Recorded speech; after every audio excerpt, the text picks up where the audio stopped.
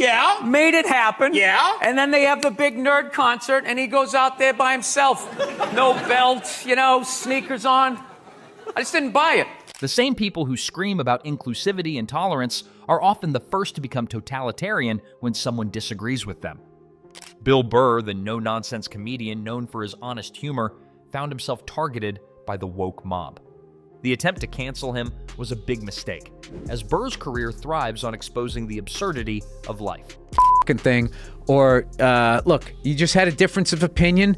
That you know, this isn't the first time you're going to say something and somebody's going to disagree with you. That doesn't mean that this guy can't come back.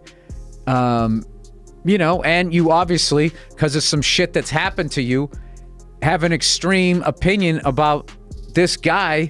The speaker describes how some people try to ruin others' careers by expressing differing opinions, labeling them as part of the problem. They mention the hypocrisy in trying to silence individuals who point out racism or sexism while accusing them of being part of the issue. The speaker emphasizes that these people fail to recognize the contradictions in their actions and the broader impact of their behavior. It was this kind of hilarious moment, like last year, where they started to try and cancel like dead people. Remember that?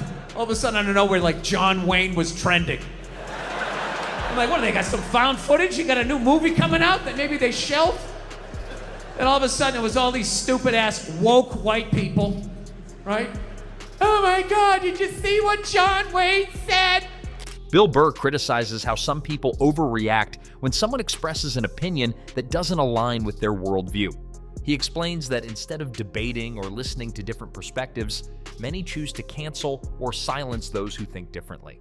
He points out that this attitude not only limits freedom of speech, but also exposes the fragility of those who cannot tolerate opposing ideas. That means you can't break balls anymore because somebody's going to take it seriously, Right. and they're going to somehow, I don't know, all of a sudden you said something about baby seals and you have to like apologize. Well, because it triggered somebody. It wasn't that you said that. But if you have a It was- vagina, you can statutory rape somebody and it goes away in like fucking 6 minutes. Well, they had male privilege the whole time.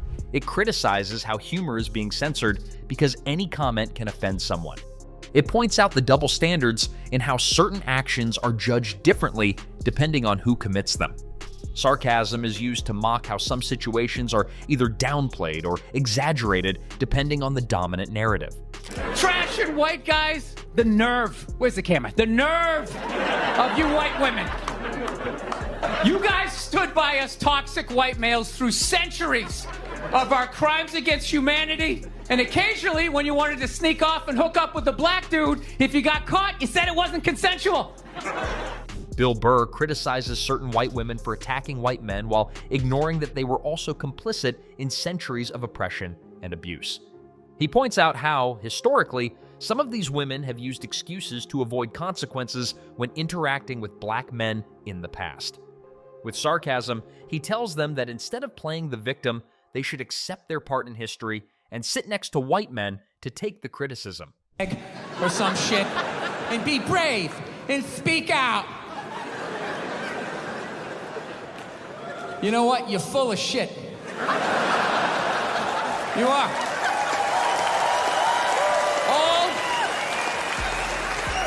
All those feminists are full of shit, because I'm going to tell you right now. Burr mocks feminists who feel offended and believe they need to launch a hashtag to be brave and speak out. He claims that these reactions are exaggerated and that the people who get outraged by his jokes are full of it. His comment suggests that cancel culture doesn't seek justice, but rather punishes those who think differently. You know, how stupid is that cancel thing? They're literally running out of people to cancel. They're going after dead people now. They're trying to cancel John Wayne. It's like, yeah, dude, God did that 40 years ago. They're all up in arms. They're like, did you hear what he said in that interview in Playboy in 1970? The cancel culture is absurd, as they are now even trying to cancel people who have been dead for decades. They are running out of people to cancel, which shows how desperate they are to find something to be offended by. The case of John Wayne is ridiculous because they are outraged over statements made more than 40 years ago when history had already dealt with him. See what John Wayne said in Playboy in 1971? There's a bunch of fucking white people. all up in arms about a dead white guy. I can no longer tolerate this. I can no longer tolerate dead for 45 years. Cancel culture ran out of targets and started going after dead people, like John Wayne. A bunch of woke people got outraged over things Wayne said in a 1971 interview as if they were recent. It's absurd to cancel a man who's been dead for decades and a magazine that no longer exists, but they do it to feel morally superior. But no, I'm not saying white people aren't evil either, because I know we're evil. I got that evil in me. I do, that's why I can feel it. That's why I try to suppress it. I try to dress casual, you know what I mean? I'm serious, man. I tried a suit on the other day. I felt it coming up. Like, man, I want to take over some shit, right? Bill Burr jokes about the idea that white people have an inherent power, saying that he can even feel it within himself and that he tries to suppress it by dressing casually. He makes a joke about how wearing a suit makes him feel the urge to take over something, suggesting that power and domination are tied to certain appearances or social structures. The comment plays with the critique of imposed authority, indirectly touching on the idea that some groups seek to dictate how others should live, which resonates with the message of the original text. The cancel culture people are doing what they're doing. Their hearts are in the right place. It's just the way that they're going about it. The execution, yeah. Yeah, and it's just like, telling a stupid joke is a long, long ways away from taking your dick out at work. I mean, I think I can say that, right? Yes. So I don't know how you somehow get... Cancel culture comes from good intentions, but its application is excessive and disproportionate. Telling a harmless joke and committing a serious offense at work are very different things, yet they are often treated the same. Overreactions to jokes have distorted the debate about what truly deserves condemnation. Listen, I don't want to speak ill of my bitches here, okay? I don't. Well, let's go back in history here, okay? You guys stood by us toxic white males through centuries of our crimes against humanity. You rolled around in the blood money, and occasionally, when you wanted to sneak off and hook up with a black dude, if you got caught, you said it wasn't consensual. Comments on the irony of white women taking the lead in the woke movement, which was originally about giving opportunities to people of color. Critiques white women for often complaining about their privileges, such as heated seats in their SUVs. Makes a historical reference, mentioning how white women stood by white men through the centuries, sometimes denying consent in cases of interracial relationships. Like a lot of that so-called progressives, extreme left is think the way we think, say what we say, or we will destroy you. Pull up that tweet that I retweeted today, that David Pakman retweet. David Pakman is this liberal progressive guy. This woman posts on Twitter she would never vote for a man. Those who promote cancel culture do not seek to debate, but to impose their way of thinking. Any difference of opinion can lead to attempts at public and professional destruction. They present themselves as defenders of inclusion and tolerance, but are actually intolerant of any differing views. Because of you assholes. Yeah, like that's them. That is their story. It is them. It's the millennials. You're a bunch of rats. All you're doing is trying to get people in trouble. That's all you're doing, taking pictures and recording people. He said this, but did he really mean that? Bill Burr criticizes cancel culture and how newer generations overreact to comments or opinions they dislike. He mocks the hypocrisy of those who portray themselves as morally superior while trying to ruin others' lives over minor mistakes. With his sarcastic humor, he suggests that in the past, people simply dealt with uncomfortable comments without demanding extreme punishments. Over the last couple of years, though, I think that whole woman's movement, it's really starting to morph into kind of like this reverse pimping kind of thing, you know? Because every time you see them on TV, they always say, all we want is to be treated exactly like guys, right? But if you listen to them, they don't. They only want the good stuff of being a guy. They look at a guy's life like it's like a buffet. Like you just... Bill Burr criticizes the hypocrisy in the fight for equality, using the example of the Titanic, where women and children were prioritized for rescue while men accepted sinking with the ship. He mocks how some feminists want equality only when it's convenient, pointing out that they don't protest the sacrifices men make in extreme situations. His argument emphasizes that modern feminism exaggerates certain complaints while ignoring inequalities that have historically harmed men. Why didn't you just fly a helicopter into the ocean and then just, I don't know, because there was 100-knot winds? You want to do that? You want to do that at night, you lunatic? How are you? This was definitely mismanaged. That's a big word we're hearing now. Mismanaged, like some idiot on the internet knows how to manage the worst fire in LA. Bill Burr discusses how some people on the internet claim to know how to manage major crises, such as fires, without understanding the complexities involved. He mentions his own misunderstanding about helicopters and how expensive they are, which led him to abandon his plan to escape via helicopter. Bill reflects on how people often criticize the mismanagement of events like wildfires without realizing the real challenges involved. You think if a guy removed a woman's titty and threw it in the dryer, anybody would be joking about it the next day? The entire country would grind to a halt. Burr questions whether anyone would find it funny if a man removed a woman's breast and threw it in the dryer. He points out that if the roles were reversed, society would react with seriousness and solemnity, even stopping activities like the NFL.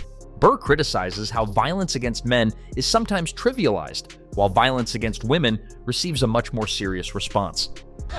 The second they made the salad, it was over. It was over. They said, you know what? It's our fault. It's our fault. It's our fault you're fat. It isn't.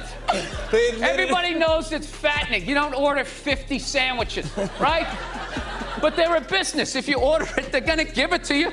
Bill Burr criticizes McDonald's for succumbing to social pressure and being blamed for obesity. He points out that by offering salads, McDonald's tried to take the blame, which he considers a mistake. Burr argues that consumers are responsible for their choices and the company shouldn't bear all the blame.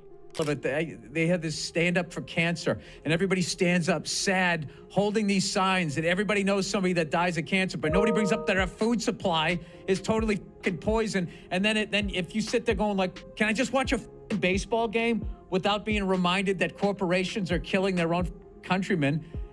Bill Burr criticizes symbolic gestures like cancer awareness during events, which distract from more pressing issues like the contamination of food. He points out that despite the widespread knowledge of harmful systems, the true cause, corporate corruption, is rarely addressed. Burr emphasizes how these distractions keep people from focusing on real solutions while continuing to suffer from negligence and corruption. I didn't know what you were doing. All of a sudden, you're supposed to... Dude, you shave your beard off. People are like, oh my God, that's your chin? Wow. This guy walked out a dude, came back a woman. You're just supposed to be like, oh yes, anyways, Caitlin, that's what I was saying. This housing crisis. It is mentioned that people are very concerned about pronouns and constantly correct by saying, God bless him, clarifying it should be her. It is pointed out that a bubble has been created around these corrections, and people get upset over the proper use of pronouns. A humorous comment is made about what is said on Bill Burr's show, making it clear that people never know what to expect from him. What was this? If I don't agree with you, I'm an idiot. John Varvatos shirt. You're not young. Put on a sweater, for sake. Bill Burr mentions someone in Washington arriving with boots and no tie, making them appear like a cool guy. He then references Kevin Bacon returning to a small town, emphasizing how effortlessly this person presents themselves. Finally, he mentions this person arriving from their little private jet, highlighting the contrast with the average person.